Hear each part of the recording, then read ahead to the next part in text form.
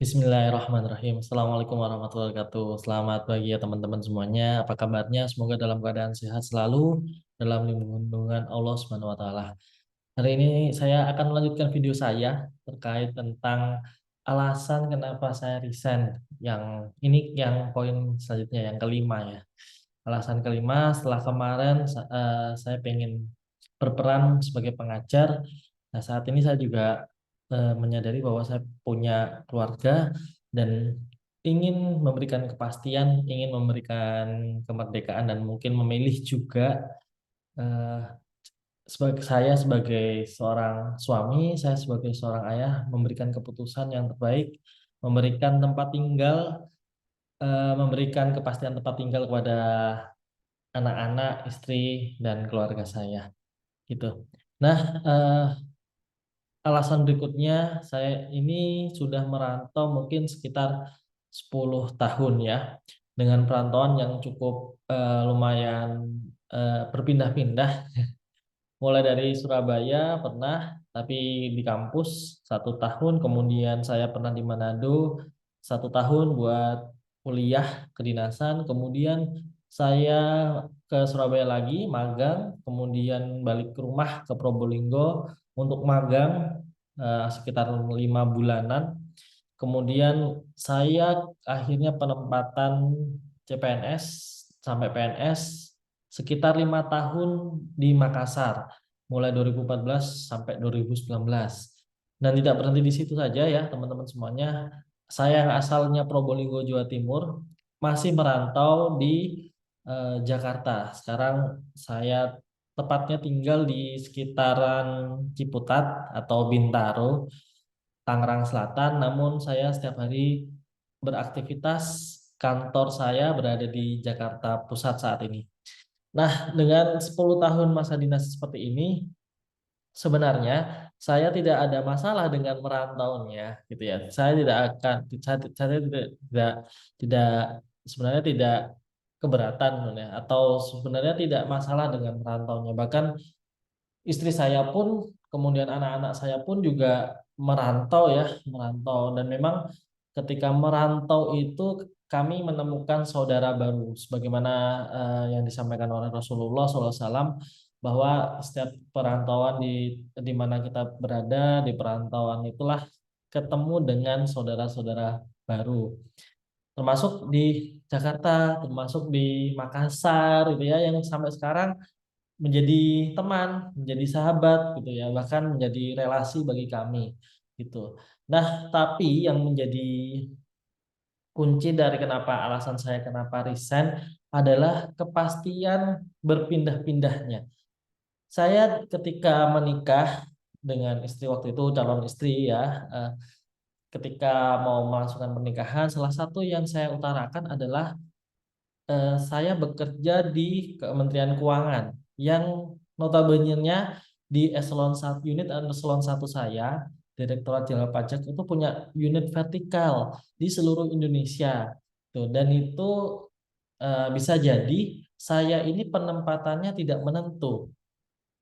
Jadi kadang mungkin di luar Jawa, kemudian pindah lagi ke Jawa, pindah lagi mungkin keluar Jawa lagi, pindah lagi mungkin di luar provinsi di mana saya eh, dari Probolinggo, di luar Jawa Timur, dan sampai saat ini memang belum pernah ya di bertugas di Jawa Timur yang sejak sejak PNS gitu ya. Jadi sejak penempatan pertama memang belum pernah kembali ke Jawa Timur. Tapi itu bukan poinnya. Poinnya adalah saya tidak pernah tahu kapan saya pindah.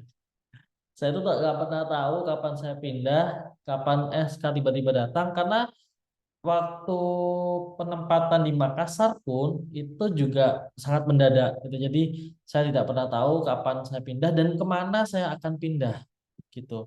Kemudian saya juga nggak pernah tahu eh, tiba-tiba saya saya nggak pernah tahu tiba-tiba saya harus pindah dari Makassar menuju Jakarta malam-malam dapat SK tahun sekitar Oktober 2019. Saya dapat SK malam-malam, HP saya berbunyi tiba-tiba di jam-jam malam tahajud gitu, saya buka WhatsApp ternyata harus pindah ke Jakarta. Dan saat itu memang istri saya, ketika calon istri ya, menyampaikan bahwa memang beliau memilih untuk resign dari pekerjaannya. Beliau bukan PNS sebenarnya. Eh, Beliau bekerja di swasta sebagai pengajar di bimbingan belajar, kemudian resign untuk menikah dengan saya dan memutuskan karena tidak bisa berjauhan, jadi tidak bisa LDM, long distance marriage gitu. Jadi nggak bisa berjauhan, ikut. Saya nggak masalah dengan itu. Yang menjadi kendala adalah saya nggak tahu kapan saya pindah. Malam-malam akhirnya saya berdiskusi sama istri saya juga shock, tapi ya sudah, kita harus menjalani. Minggu depan saya harus ke Jakarta memang karena untuk eh, pindah. Dan pindah bagi kami berdua itu kalau tidak direncanakan itu benar-benar menguras energi. Kami berdua itu punya apa ya, bukan kemampuannya. Jadi daya adaptasinya itu mungkin butuh waktu daripada teman-teman yang lain. Jadi memang kalau tidak direncanakan ya, kalau tidak direncanakan mendadak gitu ya. Jadi kami benar-benar sangat effort ketika pindah dari Makassar menuju Jakarta. Apalagi ternyata istri saya ternyata hamil waktu itu. Saya tidak pernah menyesalinya ya, karena semua itu mungkin ada hikmahnya yang ya saat ini saya tahu. Nah, masalahnya gitu, saya tidak pernah tahu kapan datang SK itu, kapan saatnya saya pindah, dan kemana nanti tujuannya. Jadi kalau dibayangkan, saya itu tidak, kami dalam keluarga itu tidak pernah bisa merencanakan kehidupan dalam jangka waktu yang lama gitu ya. Kemarin itu saya masih bisa aman karena anak-anak masih belum sekolah. Anak-anak belum masuk ke sekolah dasar. Anak saya masih di bawah 5 tahun. Tapi ini sudah mau 6 tahun. Saya harus menetapkan kemanakah saya harus tinggal. Jakarta bukan pilihan kami untuk tinggal. Jakarta memang dari awal saya statement bahwa saya tidak bisa tinggal di sini, kota terlalu padat, tidak tenang gitu ya, kota yang sangat buru-buru, kemudian kota yang benar-benar menantang bahkan dalam perjalanan ya ke kantor dan sebagainya benar-benar sangat padat gitu ya. Eh, dan semua serba kayak berkompetisi meskipun di jalanan, dan itu yang membuat saya ah kurang nyaman, kurang tenang, sehingga saya memutuskan untuk pindah, menetap. Nah, menetapnya masih merantau ya, bukan di Probolinggo. Kami berencana untuk menetap di Yogyakarta, tepatnya di Sleman. Nah, di sanalah kami ingin membangun keluarga yang mandiri bermasyarakat ya. Jadi kami tetap merantau sebenarnya, mencari keluarga, mencari saudara-saudara, sanak saudara baru, bertetangga baru, bermasyarakat dengan membangun kedekatan dengan anak-anak, dengan ingin sebenarnya kerja itu dekat dengan anak-anak. Jadi ada porsi di mana saya harus memang benar-benar pengen memantau anak-anak, belajar dengan anak-anak, anak-anak belajar dengan lingkungannya, kami pun sebagai orang tua belajar dengan lingkungan kami yang memang kami sudah sebenarnya sudah survei beberapa bulan yang lalu. Dan eh, ya kriteria-kriteria ideal kami ya eh, lingkungan yang tenang, nyaman, kemudian eh, asri gitu ya, asri, kemudian anak-anak tidak terlalu hiruk pikuk gitu ya, tidak terlalu padat sehingga ya tenang gitu ya. Kemudian yang mungkin akan jadi prasyarat utama itu, ke masjid itu bisa jalan kaki gitu ya, 5 menitan lah atau kurang dari itu. Jadi masjid itu kelihatan ketika kita keluar rumah. Itu mudah-mudahan sih dapat lingkungan seperti itu. Kantor juga mungkin cuman beberapa meter aja, di rumah aja gitu ya, di rumah gitu ya. Kalau bisa mungkin banyakkan produktif di rumah. Saya pengen bikin skat atau bikin ruang kerja atau ruang produktif mungkin cuma 2-3 jam sehari, namun saya bisa menumpahkan seluruh ide kreativitas saya di sana gitu. Jadi itulah makanya kemarin ketika Lebaran saya mampir ke Jogja, Sleman dalam rangka salah satunya cari sekolah anak. Kemudian saya juga pengen mengajak istri dan anak-anak mengenali lingkungan di mana di mereka nanti akan tinggal gitu. Jadi harapannya eh, kami akan menetap. Meskipun mungkin kami juga nggak tahu berapa lama, namun ketetapan ini kami bisa rencanakan, kami bisa planning dengan baik, tidak mendadak gitu ya.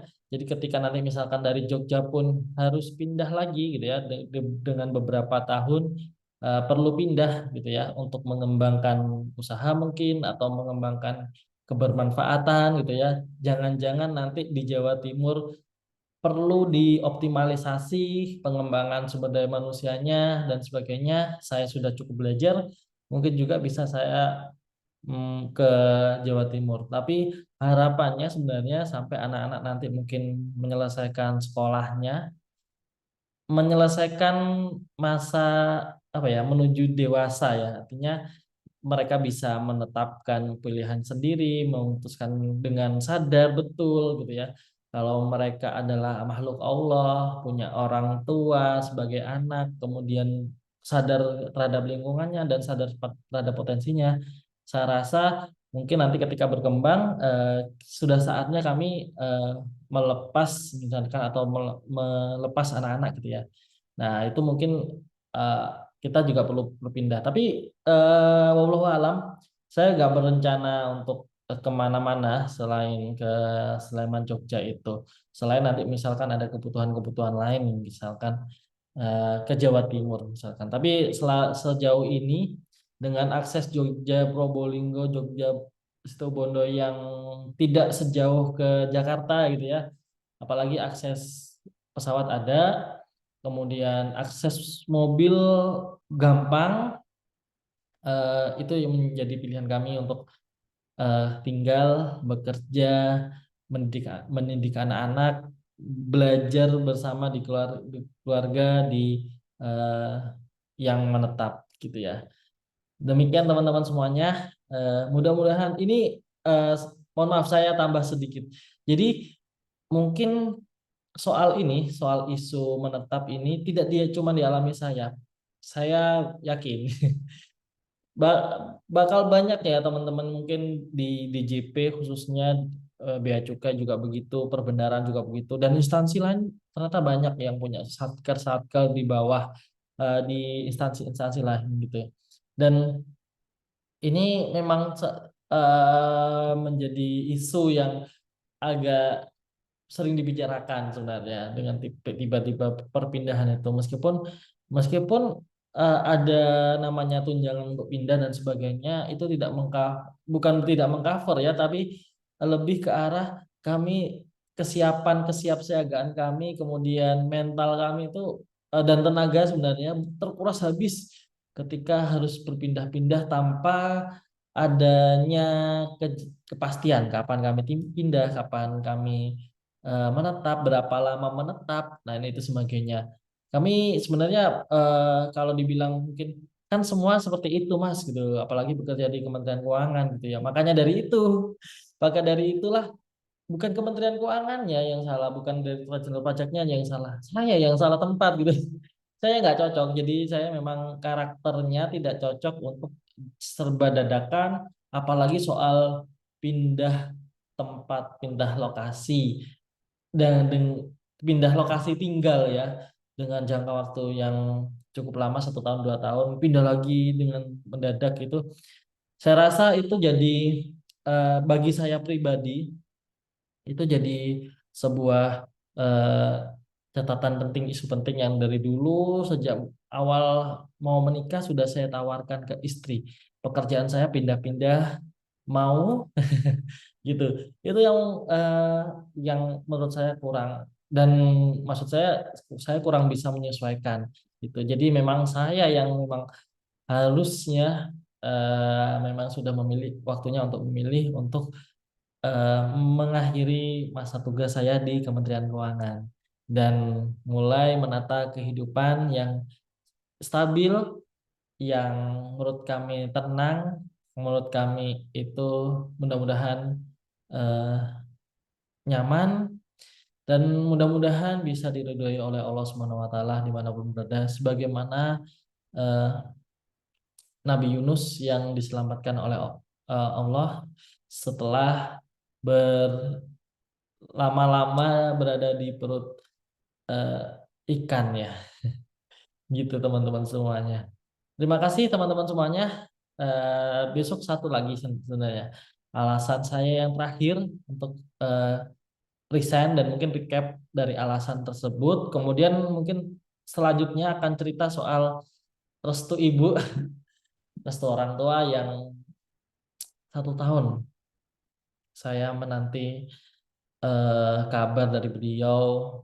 Mudah-mudahan Allah memberikan hidayah, memberikan rahmat kepada ibu, memberikan berkah dan memberikan petunjuk bahwa niat saya baik, niat saya bukan menelantarkan keluarga, niat saya memperbaiki keluarga itu makin baik.